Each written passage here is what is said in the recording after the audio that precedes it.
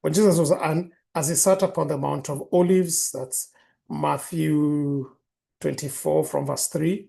And as he sat upon the Mount of Olives, the disciples came unto him privately, saying, Tell us, when shall all these things be? And what shall be the sign of your coming and of the end of the world? And Jesus answered to them and said to them, Take you heed that no man deceives you. For many shall come in my name, saying, I am Christ, and shall deceive many. And you shall hear of wars and rumors of war. See that you are not troubled, for all these things must come to pass, but the end is not yet. For nation shall rise against nation, and kingdom against kingdom, and there shall be famines and pestilence and earthquakes in diverse places. All these are the beginnings of sorrow. Then shall they deliver you to be afflicted, and shall kill you, and you shall be hated by you shall be hated of all nations for my name's sake. And then shall many be offended, and shall betray one another, and shall hate one another. And many false prophets shall arise. It's verse 11. Many false prophets shall arise and shall deceive many. And because iniquity shall abound, the love of many shall grow cold. But he that shall endure to the end, he shall be saved. And the gospel of the kingdom shall be preached to all the nations for a witness, then the end shall come. So notice the opening word when Jesus is asked about the signs of the end of time. He begins by these words, take heed that you do not be deceived. In other words, what Christ is telling them, I want you to be discerning. The one dominant sign of the end of time is going to be deception. And the people who are going to overcome deception are the people who are discerning. And that's the antidote for that. But I want to call your attention to Jesus when he is listing out a couple of the signs of the times.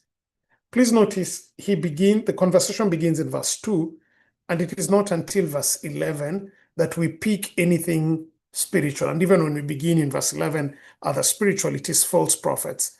But everything from when the conversation starts all the way through to verse 10 is things in what we have come to call either the quote-unquote the world or quote-unquote the wild. It talks about famines, it talks about pestilence, it talks about men being all these other kind of things. So Jesus, in telling his people that they need to be discerning, okay, he points them to observe the signs of the times.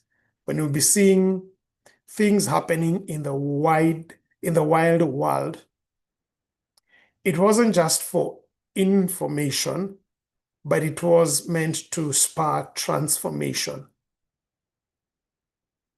I'm pausing so that that statement will remain with you, that when we see trends and changes over time in what we are calling the wild world around us, the ultimate objective of heaven isn't information, but it is transformation.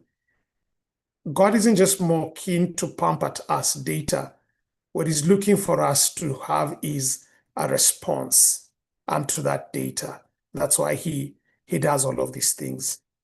So today's letter D is for us to make the most of our wild situations.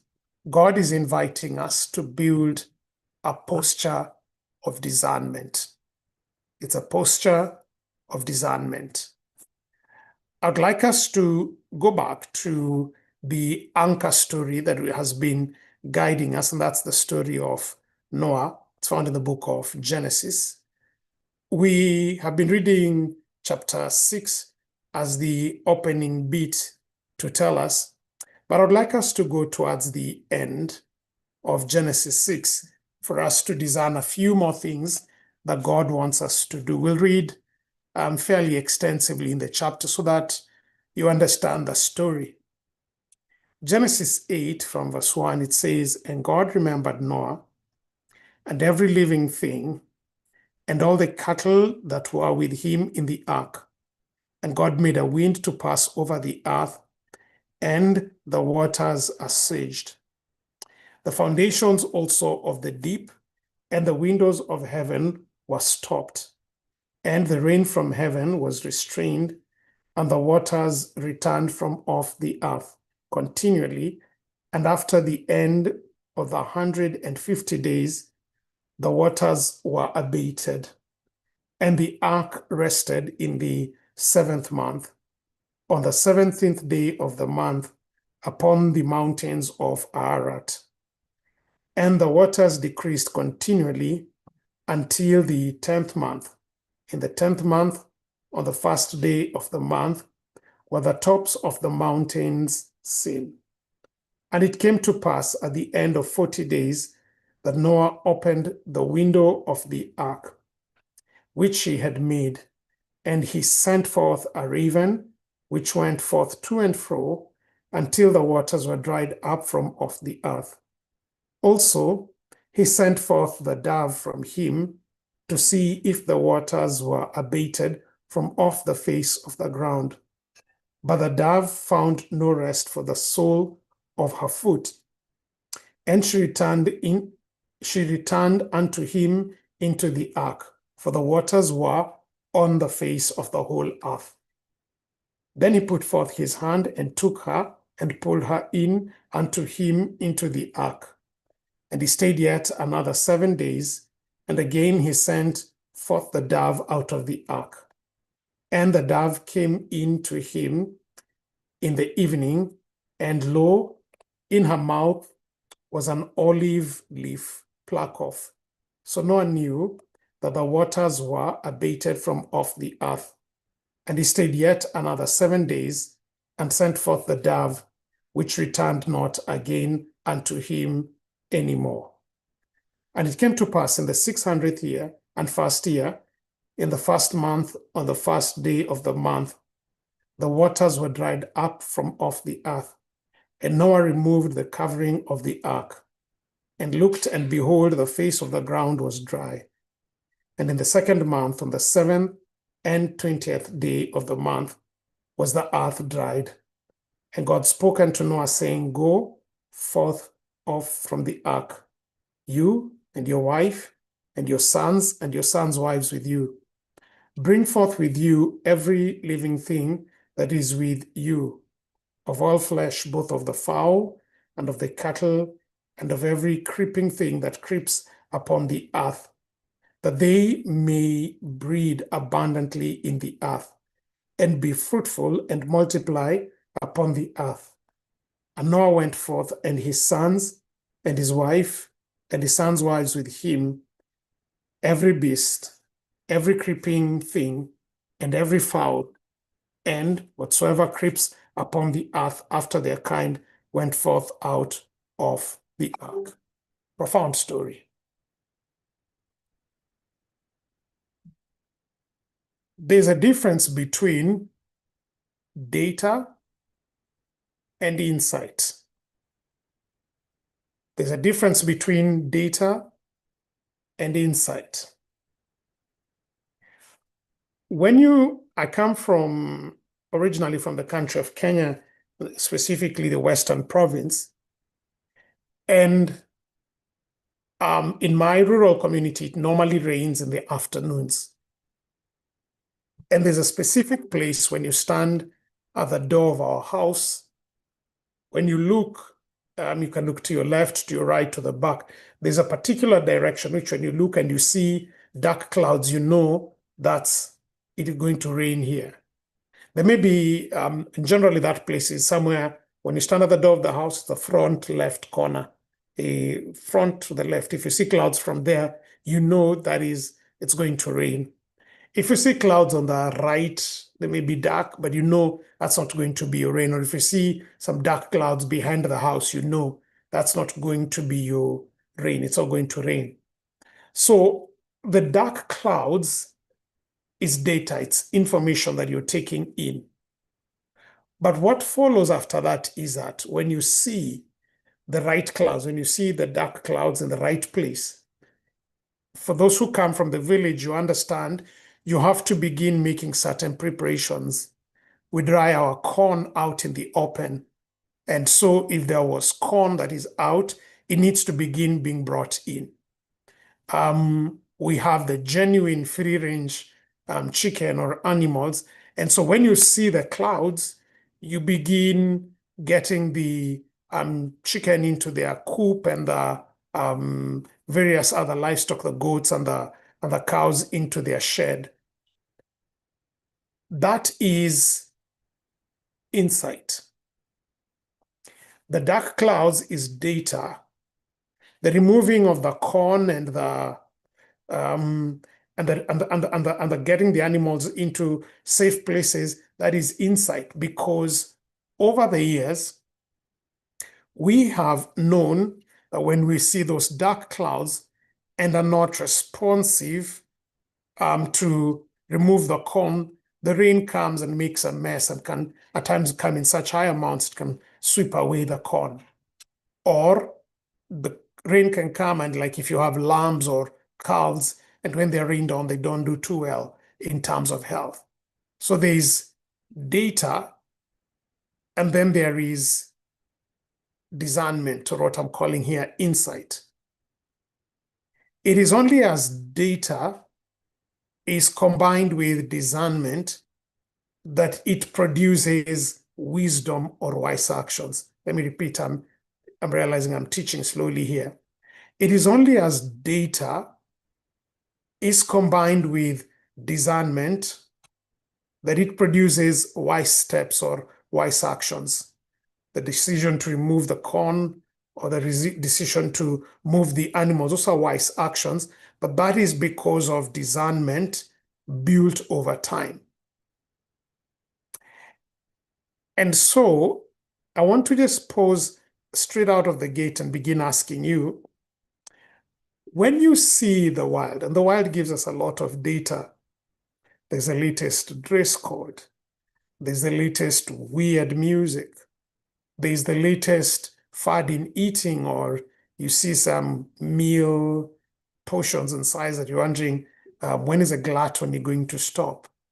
There's a latest fads on what defines success, or what titles you need to have, or how many followers you need to be, or how much you need to have in your investments for you to be anybody. There is the latest political moves, there's the latest spiritual moves. So the wild world is not short of data. It keeps pumping at us data. There's a lot of data from the political, from the environmental, the way the weather behaves, from the economic, to the social, to the cultural, to the entertainment, to the sports. All of those places keep giving us data. My question is, are we informed by the data, or are we transforming in response to what the data is pointing or revealing? When Jesus is sitting on the Mount of Olives and the disciples ask him for the signs of the end, he doesn't go and begin joining Bible verses, but on the contrary, he points them to signs they will see in the wild world around them for 10 verses straight. And when he begins speaking about signs in the spiritual, he begins speaking first from the angle of false prophets. Jesus knows some people in the wild world are politically inclined, so in mercy, he has put signs for them to see and read in the politics that should be able to tell them about God's interest in them.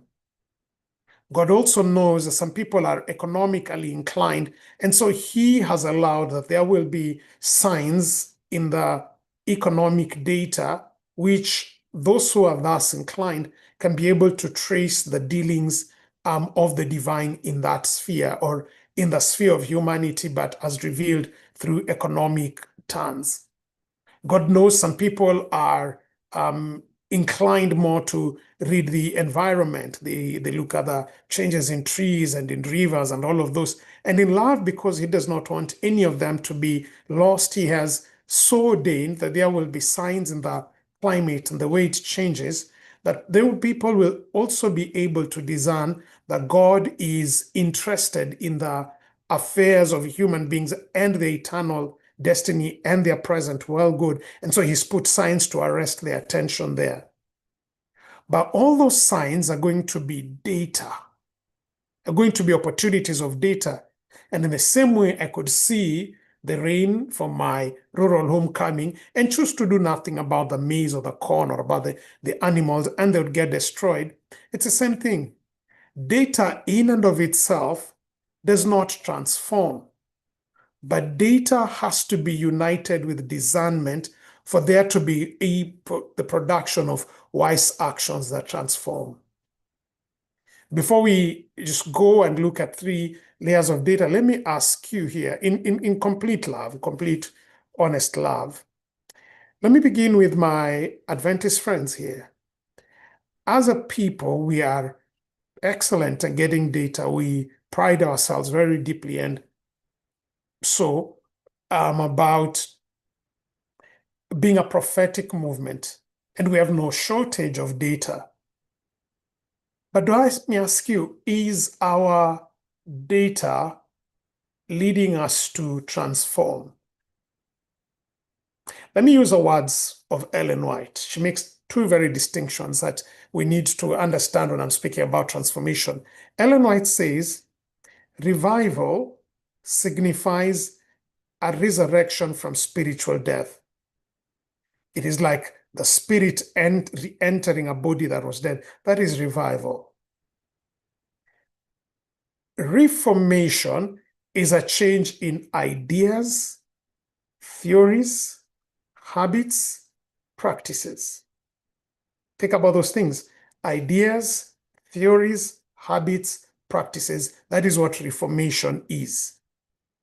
And so, as I'm again addressing my fellow Adventists, has the data about the signs of the times, has the data about apostate Protestantism and its role, and Catholicism and its role, and America in prophecy, all of this interesting data that we have from Daniel and from Revelation, when we've consumed it, are we just informed, or are we transformed as evidenced in the change of our ideas, our theories, our habits, and our practices? And let me be granular here. It has, because I've grown within this church, it seemed to me that our preaching was equipped to make us escape the world. And every time we spoke about Revelation and we talked about Christ's second coming, there was little emphasis laid about how do we use this period in between until Christ comes, which will be lived in a world that is wild. It seemed our prophetic urgency was we couldn't wait to leave this world, and we didn't give much thought about what we will do about 2 things, about A, how will we live while we wait for his return, and B, how will we speak and engage and connect with the people in this world where they are. And so that is why, again, I keep asking that question.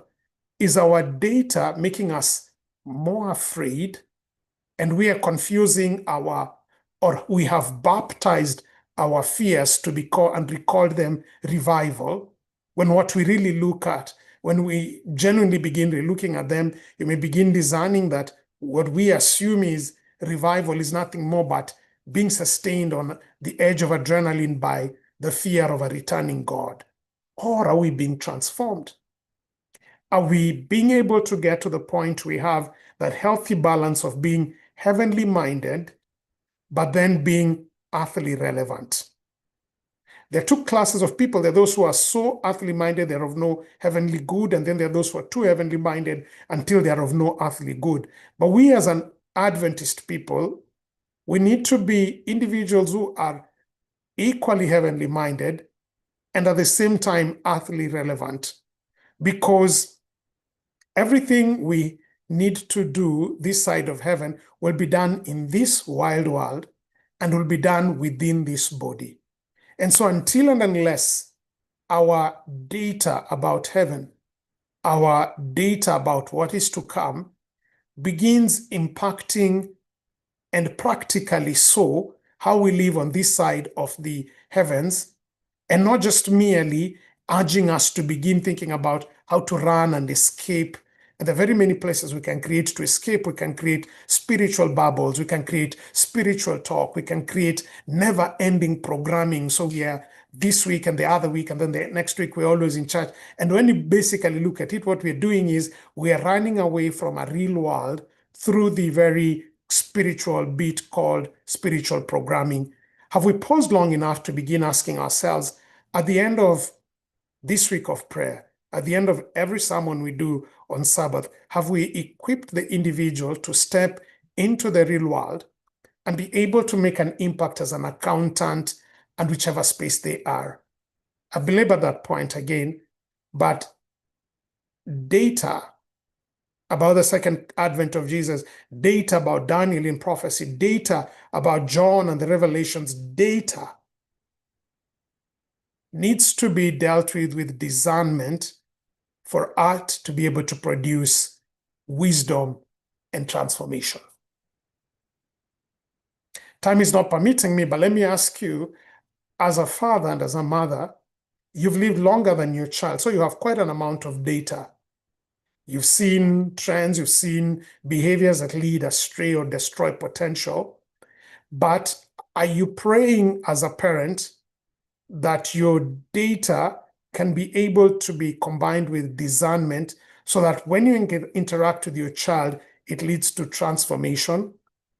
Or are you merely the parent who is data and all you're doing is issuing threats and ultimatums without relationship? And the end result, your children begin seeing you as cold and indifferent. And at the end of the day, they are rebelling because the data you've had is not leading to your own transformation, and you just can't genuinely give what you don't have. Are you the worker who is well informed but has not been able to learn ways of working effectively, working productively, working collaboratively? And so in terms of paperwork and transcripts, you're top notch. You have all the right data points. You have the right CV. You have the right transcripts and stuff.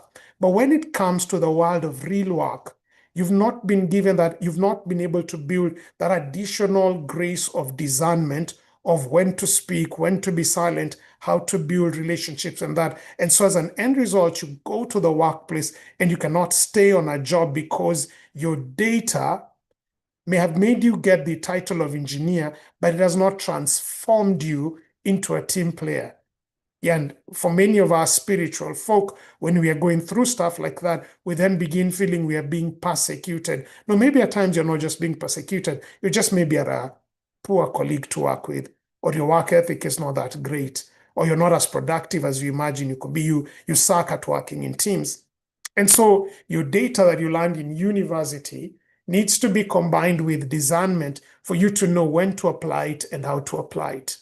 Has your data about your financial status been combined with discernment about what truly matters in life so that you'll begin making wise decisions? Or are you just merely gathering data points? Hey, so and so bought a piece of land, and that data point just begins making you think, I also need a piece of land. And you know, so and so's child is making so much money. And so you begin agitating yourself or your own children to make that amount of money. Have you paused back enough and asked yourself, this data, has it been combined with discernment in order for it to produce transformation? Noah, and the next part of this message is stuff I have said before. Noah, in his case, uses the data in three very interesting ways, which I think as people who are building discernment that is meant to result in transformation would do well to think about. When Noah sends out the raven and the dove, and the message preceding this explains that in a bit more detail, so you may want to track it back on the social sphere where you got the same message, it should be there. When Noah sends out the raven and the dove, they're bringing him data. The raven is giving information about the rate of decomposition, how things are decomposing, which is important because if any new life needs to come in the world outside, there was this massive burial site. So Noah needs to observe the raven to know, okay, out there, it's not just it's not a slew of corpses that are lying all over the place. He's looking at the dove to understand what is happening with regeneration. So Noah is looking at the dove for regeneration and is looking at the raven to understand decomposition. And these are data pieces. But it is not, what is significant is not what Noah data he is getting, it is how he's using the data. So you notice when Noah finally sends out the dove the third time, the first time it goes, it comes back and it found a place to rest its foot. The second time it goes, it comes back with a leaf in its beak. The third time it goes and doesn't come back. And so now Noah knows, okay, this data means this land and everything. When Noah has finished sending back and forth the dove, he then opens the roof to see the dry land. You notice already he's beginning to impact this wild space because of the data he's receiving. And then he'll wait for some time, and when he'll receive more data in the form of instruction by God, telling him to leave, he will organize how these animals will leave the precincts of the ark. If we're going to be designing individuals, living a balanced life in this wild world, as we are looking forward to the world God has made and is making for us, like Noah, we'll need to be designing enough to use data to transform us in 3 areas.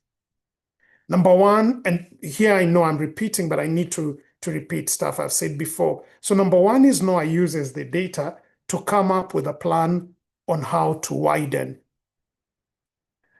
Animals need light in order to program their reproductive cycles. The animals had been in the ark for an entire year, and so their reproductive potential was hampered. And so when Noah finally gets the idea by observing the dove that it has dried out there and he knows it's safe, he waits for some time and then he removes the roof. And by removing the roof, he's allowing the light to come in. And what that does is it begins helping the animals get ready to become reproductive again. Okay? So by so doing, when God will later on tell them, I want you to all leave the ark so that the animals will be able to multiply, guess what? Noah has already, by exposing all these animals to the light, Noah has already been preparing them for that. And so that's why I'm saying Noah uses the data to build the discernment to know there needs to be a plan to widen. That's what spiritual discernment leads us to do, is to, while we wait for the doors to open, while we wait for Christ to come and take us, while we are single and waiting for Mr. Perfect or Mrs. Perfect to come around, while we are in college and waiting to transition to career, while we are expectant and waiting for the child to come, while we're in those waiting spaces, biblical discernment requires us to take the data of what's changing and combine it with godly wisdom that we may produce plans that are helping us know our purpose and get ready to live that purpose in Him. And that's what we call a plan to widen. Are you aware of the potential God has been investing in you? Are you aware of the darknesses that have surrounded you for so long and have stifled the ability of those particular potentials that God has put within you to reach their reproductive height. Maybe you're a singer, but because you've been surrounded with the darkness of comparison, because you can't sing, or seemingly you can't sing as well as cousin X or Auntie Y, you've been kept on the down low. But God is giving you the data point to say He doesn't ask you to exercise your gift in the strength of your aunt or in the strength of your cousin, but He wants you to do the very best. And when that light shines upon you, do you then begin taking the necessary steps to expose yourself to the lights that will make you become a better singer? Are you getting a music tutor? Are you changing your diet? Are you beginning to exercise? Are you buying an instrument? That's what we call a plan to widen. I've just used an example in music, but you can think about the same. As we begin seeing the AI revolution coming in and beginning to democratize and make more accessible many more spaces, what are we doing as a church to begin leveraging this new light of artificial intelligence to help us become and accelerate and expedite some of our capacities to gather more data about our community and see how better we can serve them, or begin automating how we can do our discipleship and following up people, or begin building more engaging tools about how we can serve people in terms of literacy or numeracy or Bible study? Are we using the lights, and do we have a plan to widen? Or are all we're doing is sitting back, watching YouTube videos or listening to sermons that scare us about the data point called AI, but we're not combining it with divine discernment for it to produce W number one, which is a plan to widen? Every time you hear there's a new investment in chips, or there's a new government bill, or there's a new government directive, what are you sitting there doing with that directive? Are you just listening and complaining about the cruelty of the administration, of the incompetency of the leaders? Or are you also praying for discernment, for God to begin showing you what is the opportunity in this particular time? When we're now in this particular conundrum about immigration, are we busy trying to see how we can hide, or are we busy seeing ourselves how it is we can shape a ministry that holistically helps the individuals who are caught up in this entire immigration thing? I do know a few weeks back, we had a nationwide prayer for the several thousand Adventists who would be impacted by this. But my question has always been, what do we do after the final amen? What do we do practically after that final amen? Maybe that's a domain God is calling you to build discernment so that you can become, number one, somebody who has a good plan on how to widen.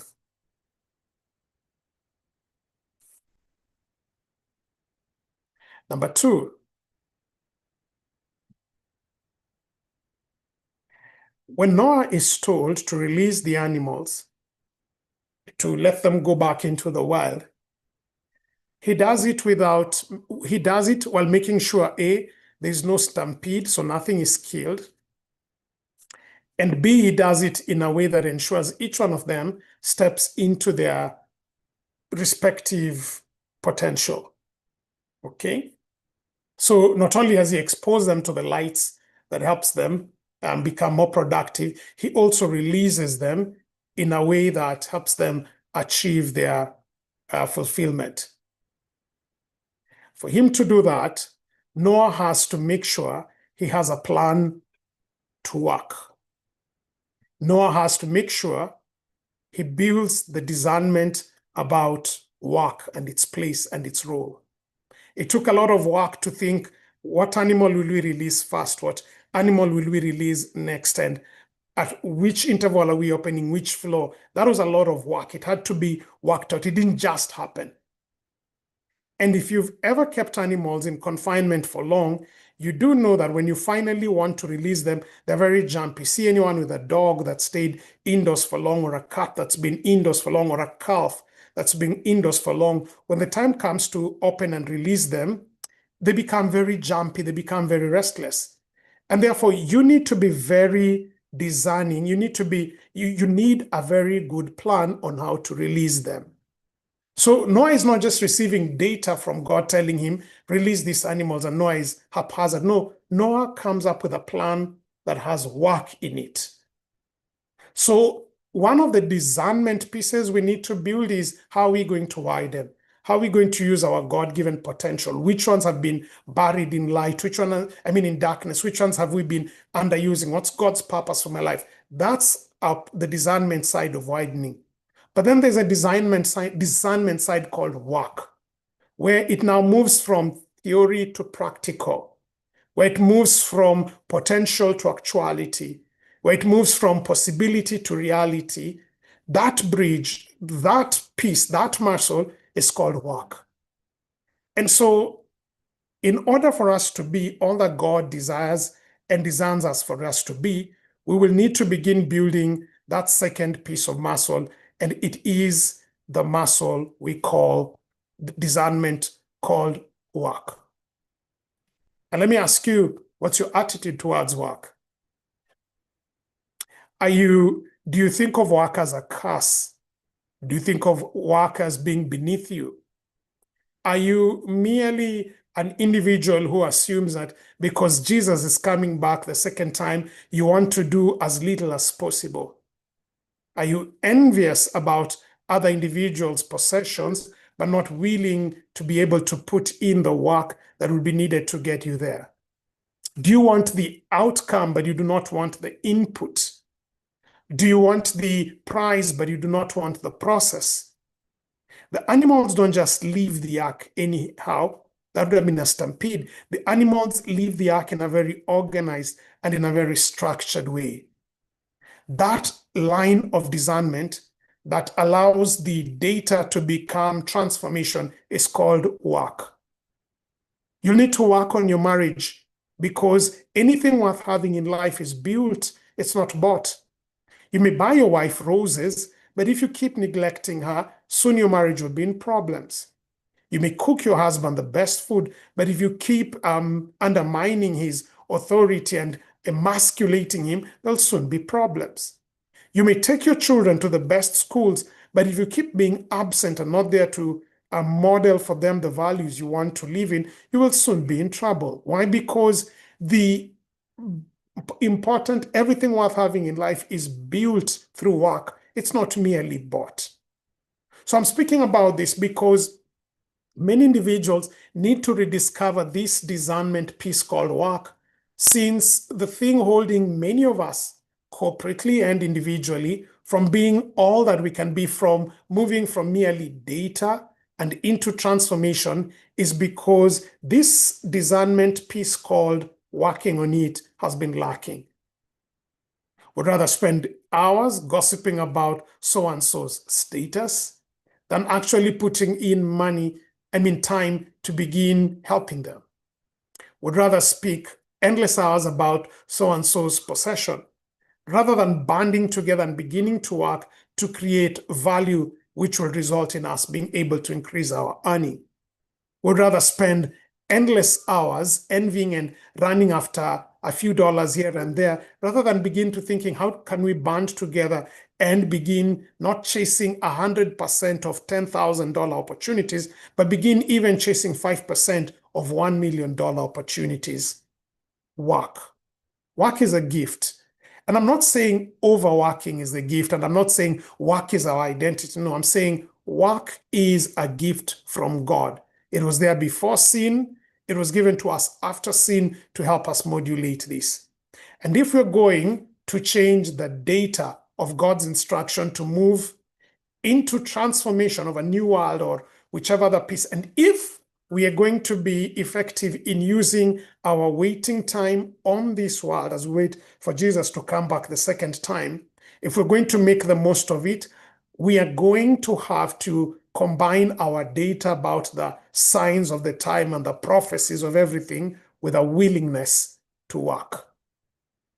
We need to be able to work if you're going to have a healthcare that is going to be an evangelistic one. We're going to need to work if we're going to build an education system that is going to witness for Christ. We will need to work if our churches are not just going to be building stuck in rentals and perpetually trapped in debt and never ending. We need to work if our music ministry is going to have to move from just merely being entertainment clubs that only speak to people within the bubble and begin being listened to outside of that space. We're going to have to work if our children are going to be modeled for career opportunities that go beyond the normal things we've been caught in group homes and nursing, and then being able to see new and different things. We will need to be people who are willing and able to work. We need to build that discernment. And then finally, when Noah leaves the ark, the first thing he does is he worships. He takes a sampling of the clean animals, and then this is what he places on the altar and is able to give a sacrifice to God. Worship helps the mind put what is most important as most important. This wild world will keep pumping in our direction all manner of data. Worship is going to be an important sieve through which the data of the world is going to be sieved so that our minds will be stayed on God, and we are able to discern fiction from fact. We are able to discern God's will from human pressure. We're going to be able to discern selfishness and self-interest from Christ's sacrifice and calling for us. We're going to be able to, it's going to help us to discern what God's purpose for us is versus what men's purpose are. And that is why, to build an effective waiting experience, Noah embraces worship. And let me ask you, how's your worship today? I'm not belittling your singing. I'm not belittling your praying or your tithing. Those external acts of worship are important. But what I'm asking about is the deeper bits. How is your worship shaping your worldview? How is it transforming the way you think about money and the way you're thinking about relationships and the way you're thinking about human people and the way you're thinking about saving and education and eating and entertainment and every other facet of life? How has your worship transformed those places? For some people, their worship has made them decide everything in the world is sinful and they have kept away, and therefore their worship does not make them effective in this world.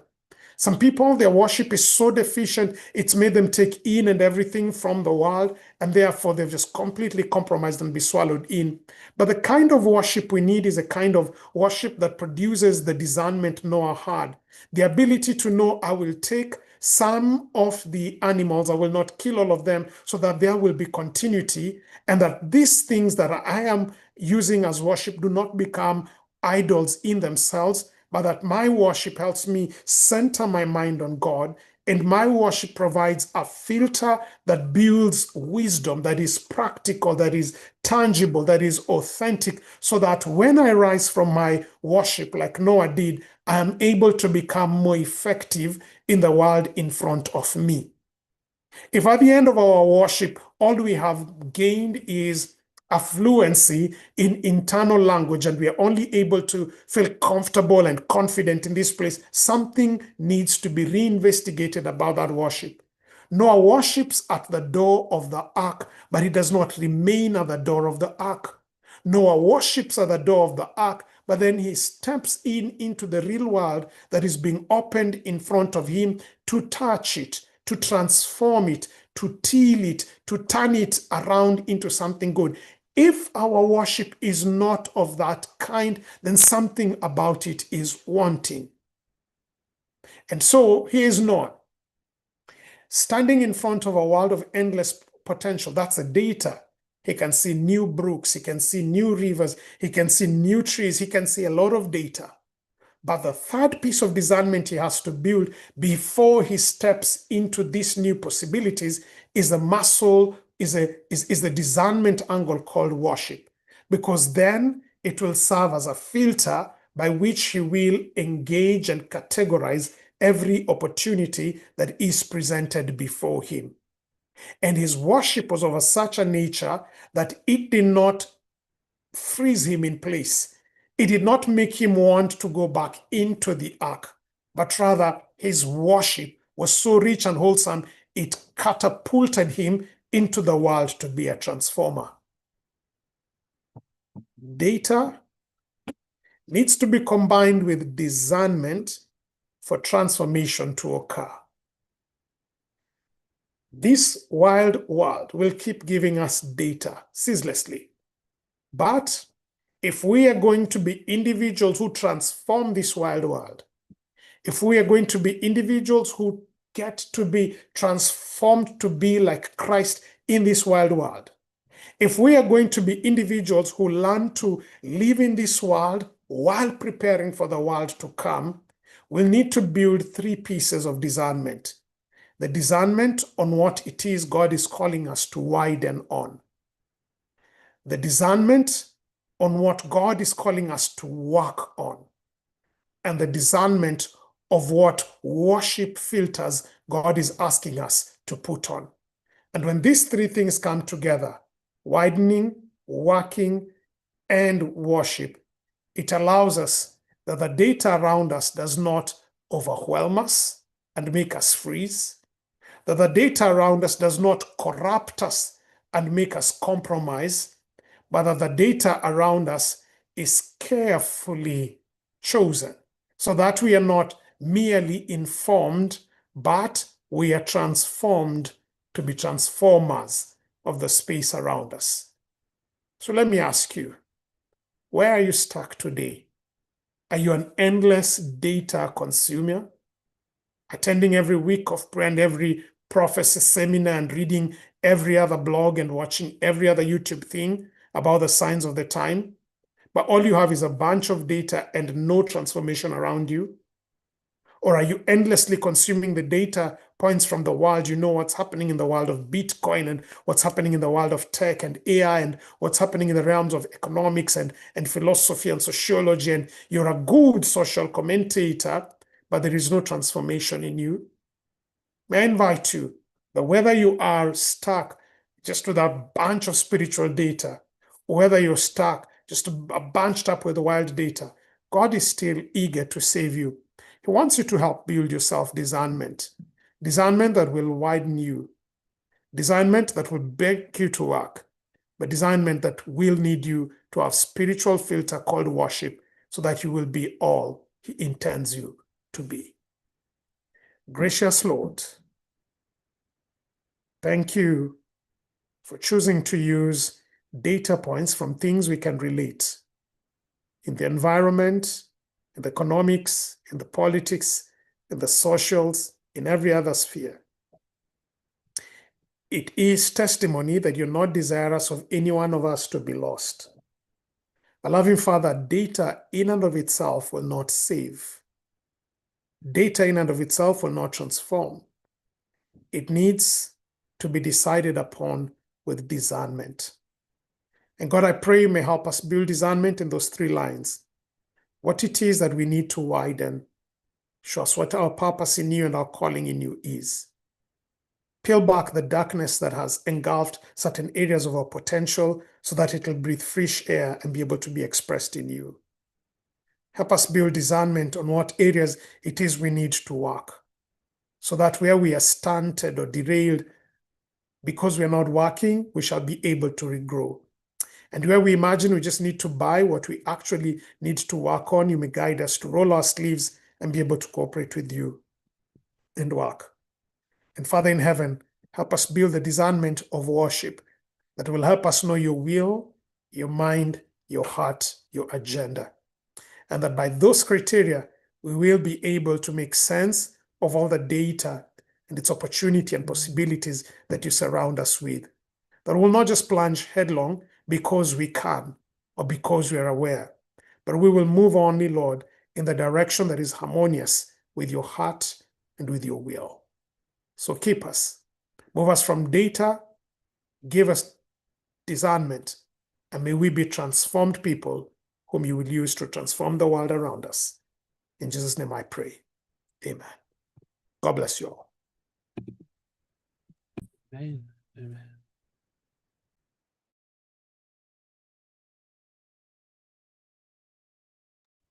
Cynthia, are you there? Yeah, I'm here. Thank you so much for the wonderful message, Elder Saya. May God bless you. And yeah, we can't wait to see you again tomorrow to get another message. Yeah. Thank you all for joining. And just a reminder that tomorrow we're going to have our meeting in church as we prepare for the Sabbath. So we welcome you all.